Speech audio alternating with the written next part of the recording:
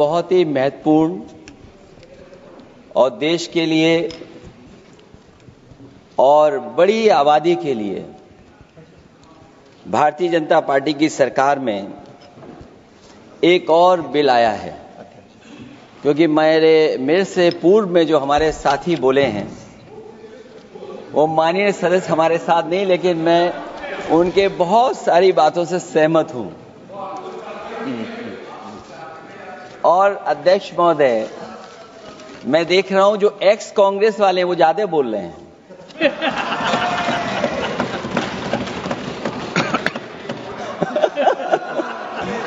आदरणीय अध्यक्ष महोदय,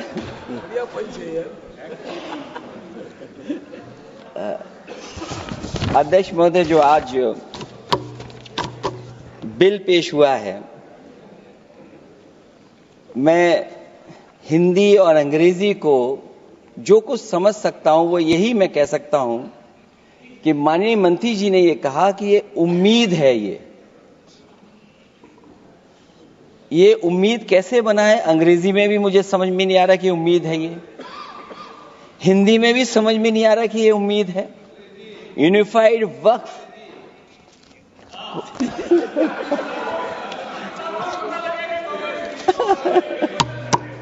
अध्यक्ष महोदय, यूनिफाइड वक्फ मैनेजमेंट, मैं अकेला काफी हूं। अध्यक्ष महोदय, ये अध्यक्ष महोदय, मैं समझ सकता हूं कि मैं वो बात छेड़ना नहीं चाहता था, लेकिन क्या करूं, मजबूरी है अब। अध्यक्ष महोदय, अभी माननीय सदस्य लोग ये कह रहे हैं कि हमारे सदस्य नहीं है यहां पर जो हमारे साथी हैं, लेकिन अध्यक्ष महोदय मैं ये कहना चाहता हूं, अध्यक्ष महोदय मैं ये कहना चाहता हूं, ये जो बिल लाया जा रहा है, भारतीय जनता पार्टी में एक मुकाबला चल रहा है। भारतीय जनता पार्टी के अंदर मुकाबला चल रहा है कि खराब हिंदू कौन बड़ा है। और ये बात अध्यक्ष महोदय मैं ऐसे ही नहीं कह रहा हूं। जो पार्टी ये कहती हो कि दुनिया की सबसे बड़ी पार्टी है, अध्यक्ष महोदय वो अपना राष्ट्रीय अध्यक्ष नहीं चुन पाए अभी तक।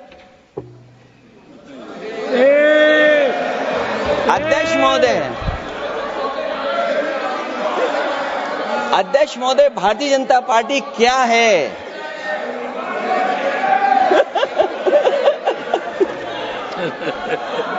जी मैं अखिलेश जी ने बहुत हंसते हंसते कहा है, इसको हंसते हंसते जवाब देना। इस सामने जितनी पार्टियां हैं उनका राष्ट्रीय अध्यक्ष उन 5 लोगों को ही चुनना है परिवार के। हमें माननीय अध्यक्ष जी करोड़ों सदस्यों में से 12-13 करोड़ सदस्य प्रक्रिया कर कर चुनना है तो देर लगती है। आपके यहां जरा भी देर नहीं लगेगी। मैं कह देता हूं अभी 25 साल तक आप अध्यक्ष हो जाओ, नहीं बदल सकता। अध्यक्ष महोदय, क्योंकि जो बात निकल के आई है वो मैं फिर आगे बढ़ा दूं। अध्यक्ष महोदय, जो बात सोशल मीडिया या और जगह गुपचुप हो रही है, कहीं ऐसा तो नहीं था कि अभी कुछ दिन पहले यात्रा जो हुई है वो कहीं 75 वर्ष की एक्सटेंशन वाली यात्रा तो नहीं थी। अध्यक्ष महोदय, ये जो इस बार जो वक्फ बिल आया है, नाकामी का पर्दा इस बार है वक्फ बिल। और नाकामी कोई एक आध नहीं है, मैं कई नाकामियां बता सकता हूं। अभी मैं माननीय सदस्यों को सुन रहा था, वो पुराने कई बिल उनके बारे में चर्चा कर रहे थे कि कितने प्रोग्रेसिव बिल लेकर के आए हैं। मुझे याद है मैं उत्तर प्रदेश में उस समय था और मुझे लगा कि शायद इनकी वो बात ठीक होगी। एक ये बहुत तैयारी के साथ फैसला लेकर के आए थे और फैसला ये लिया था आधी रात के आज के बाद नोट नहीं चलेंगे, नोट बंद हो जाएंगे। अध्यक्ष महोदय, उस नोटबंदी नाकामी के बारे में भी तो चर्चा हो जाए कि अभी भी न जाने कितनी जगह पर कितना रुपया निकला जा रहा है, कितना निकल करके आ रहा है। केवल नाकामी नोटबंदी की नहीं, नाकामी बेरोजगारी की भी है, नाकामी महंगाई की भी है, नाकामी किसान की आय दोगुनी नहीं कर पाए वो भी इनकी नाकामी है। मुझे याद है एक माननीय मंत्री जी पूरे देश की नदियों के बारे में बीओडी बता रहे थे, लेकिन माननीय मंत्री जी ये भूल गए कि उनके शहर में, उनके क्षेत्र की जो नदी है उसकी बीओडी क्या है। गंगा क्या साफ हो गई, यमुना क्या साफ हो गई, स्मार्ट सिटी क्या बन गई, क्या गोद लिए हुए गांव इन्होंने गोद से उतार दिए, उनकी क्या दुर्दशा है। इसलिए मैं कहना चाहता हूं, ये नाकामी का पर्दा इस बार वक्फ बिल बना है। और सबसे बड़ी बात तो यह है कि जिसके लिए फैसला होना है उसकी बात को अहमियत न देना भी नाइंसाफी है। अध्यक्ष महोदय, नाकामी केवल यहां तक नहीं है। और भारतीय जनता पार्टी क्या है, मैं केवल एक पुरानी घटना याद करता हूं। एक बार फैजाबाद अयोध्या में एक कार्यक्रम था, उसमें बड़ी तैयारी की गई थी और तैयारी के साथ कलाकार मुंबई से बुलाए गए थे। हो सकता है वो सहमति दिल्ली से ना रही हो, केवल लखनऊ की सहमति से हो रहा हो कार्यक्रम। और जब कार्यक्रम की पूरी तैयारी हो गई, भगवान श्री राम बनकर के कोई आ गया, लक्ष्मण बनकर के कोई आ गया, मां सीता भी बनकर के कोई आ गया, हनुमान जी, और भगवान हनुमान भी बनकर के कोई आ गया। लेकिन जब लखनऊ से वो हेलीकॉप्टर उड़ा और अयोध्या पहुंचा तो सब लोग थे, लेकिन उसमें हनुमान नहीं थे। अध्यक्ष महोदय, मैं भारतीय जनता पार्टी के लोगों से कहूंगा कि जानकारी करिए कि आखिरकार भगवान श्री राम थे, लक्ष्मण थे, सीता थी, लेकिन हनुमान क्यों नहीं थे? हनुमान इसलिए नहीं थे, शायद उनकी जात या धर्म कुछ और था। अध्यक्ष महोदय, ये देश मिली जुली संस्कृति से चला है। कुछ हमने सीखा, कुछ उन्होंने सिखाया। और जो लोग ये कहते हैं कि हम सबको बराबरी का हक देते हैं, अभी कुछ दिन पहले ईद निकली है। अध्यक्ष महोदय, वो परंपरा रही है, न केवल मैं जाता हूं बल्कि कोई दल का नेता ऐसा नहीं न जाता हो उस कार्यक्रम में शामिल होने। भारतीय जनता पार्टी के जो मुख्यमंत्री, उप मुख्यमंत्री, वो भी जाते हैं, उप मुख्यमंत्री, सभी धर्मों के नेता आते हैं। लेकिन पता नहीं इस बार क्या साजिश थी, षड्यंत्र था कि वहां पर कुछ पाबंदी लगी हुई थी। अगर किसी कारण पाबंदी लगी हुई थी तो बात समझ में आती है, लेकिन जब जानकारी हुई है, किसी को नहीं पता था कि पाबंदी क्यों लगी है कि आप नहीं जा सकते वहां पर कार्यक्रम में शामिल होने। क्या यही भारत है, यही संविधान हमें रास्ता दिखाता है?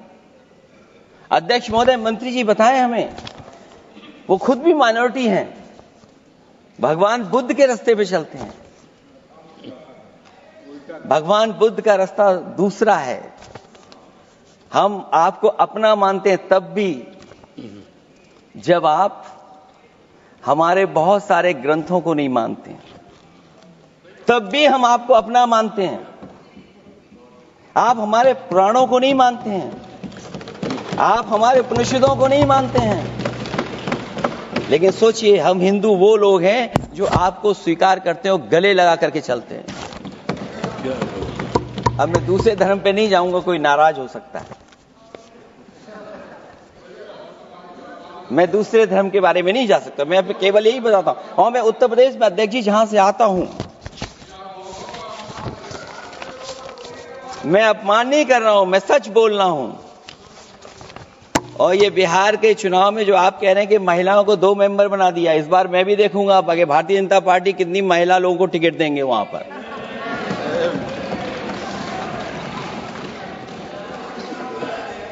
अध्यक्ष महोदय, भाजपा जब भी कोई नया बिल लाती है तो वो अपनी नाकामी छुपाती है।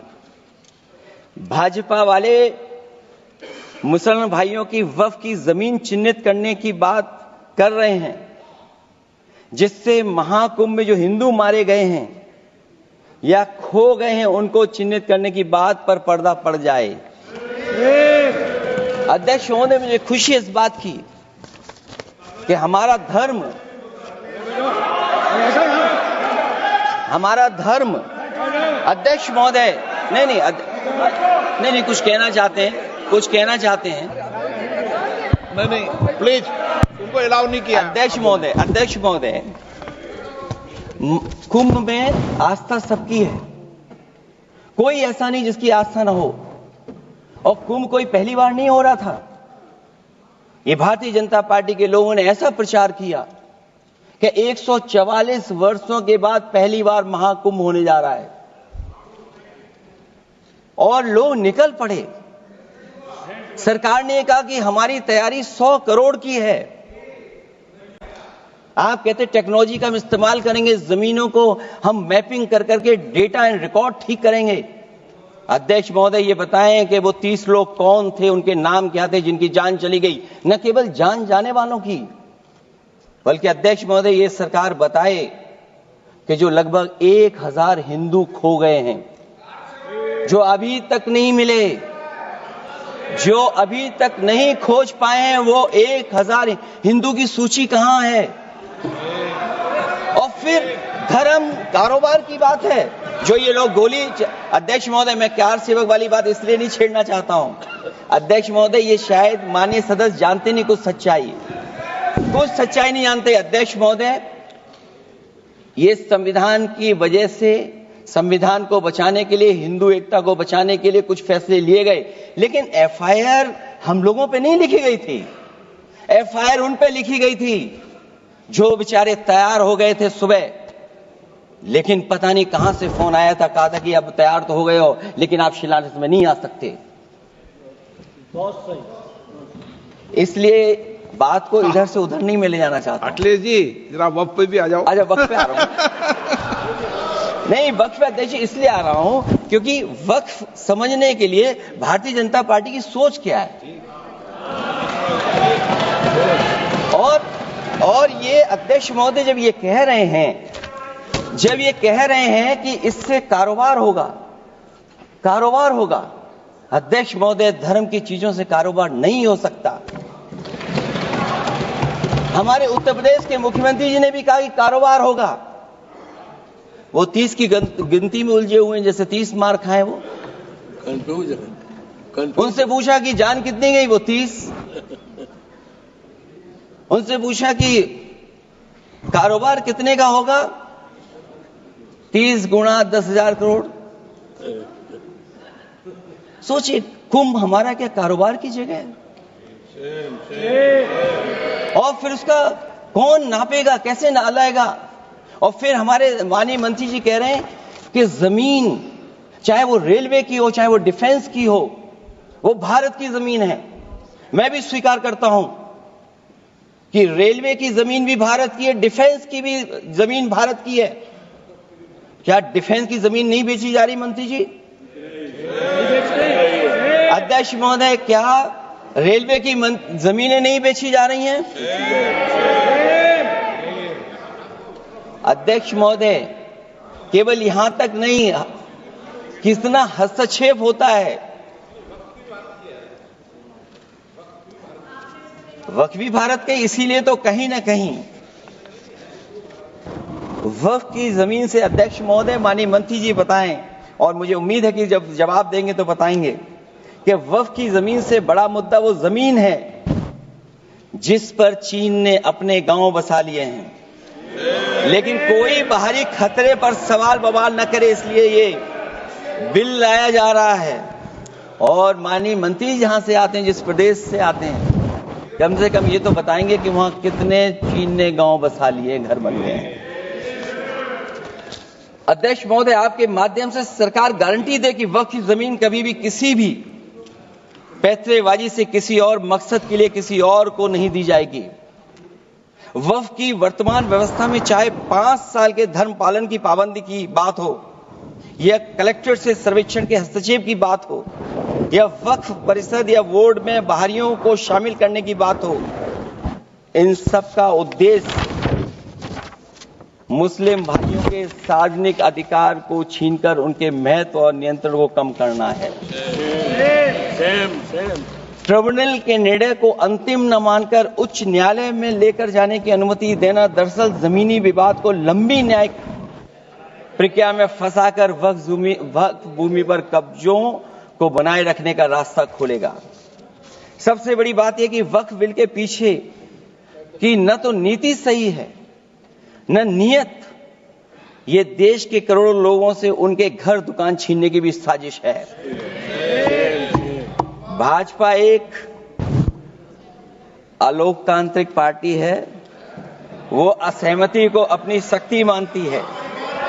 जब देश के अधिकांश राजनीतिक दल वक्फ बिल के खिलाफ हैं, तो उसे लाने की जरूरत क्या है जो जिद क्यों कर रहे हैं सरकार।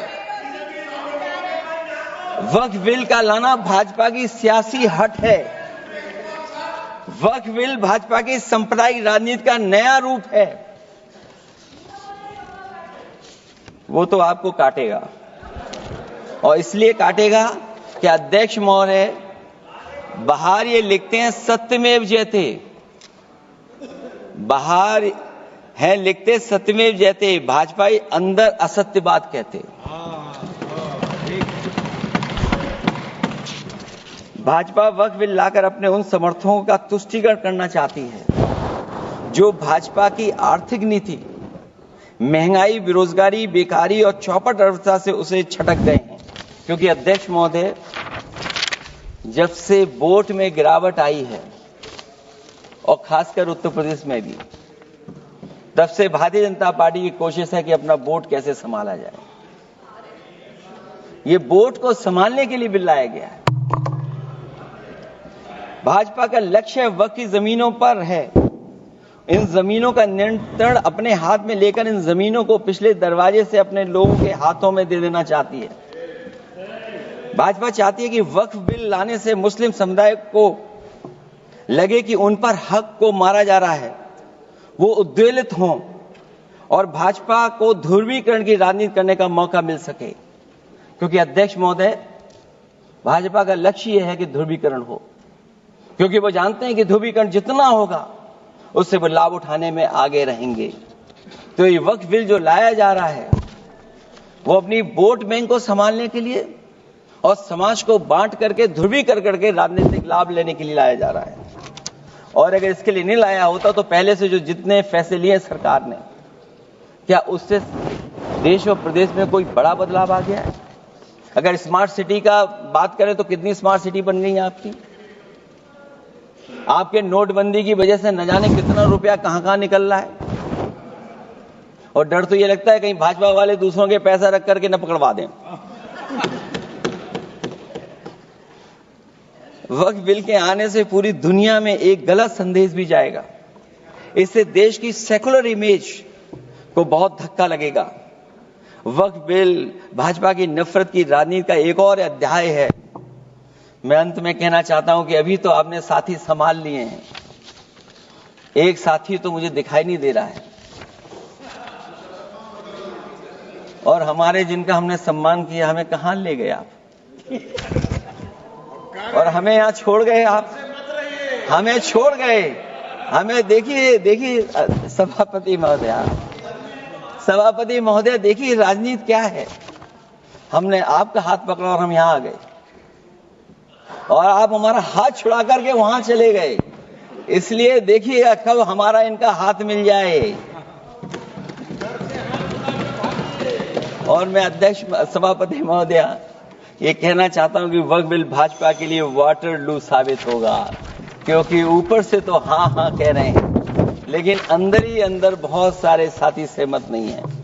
मैं अंत में इतना ही कहना चाहता हूं कि ये वक्फ बिल जो लेकर के आए, कोई उम्मीद लेकर के नहीं आ रहा है। ये सोची समझी रणनीति का हिस्सा है, क्योंकि इनका जो बोर्ड बिखर गया है, ये मुस्लिम में भी बंटवारा चाहते हैं। मुस्लिम इस्लाम धर्म में कहीं बंटवारा नजर नहीं आता है, लेकिन इनकी कोशिश है कि इस बिल के माध्यम से हम मुस्लिम भाईचारा में भी बंटवारा करते हैं। बंटवारा तो पीडीए करेगा। अभी देखिएगा सभापति महोदय, हमारे एक सदस्य कह रहे थे कि चुनाव बहुत अच्छा होता है। इनसे बेहतर किसने चुनाव देखा होगा? चलिए धन्यवाद। वोट ही नहीं डालने दिया। कंप्लीट करिए। ये सभापति महोदया, मैं धन्यवाद देता हूं। मैं और अपने दल और साथियों के साथ कहता हूं कि समाजवादी पार्टी बिल का विरोध करती है, वोट पड़ेगा तो हम इसके खिलाफ वोट डालने जा रहे हैं।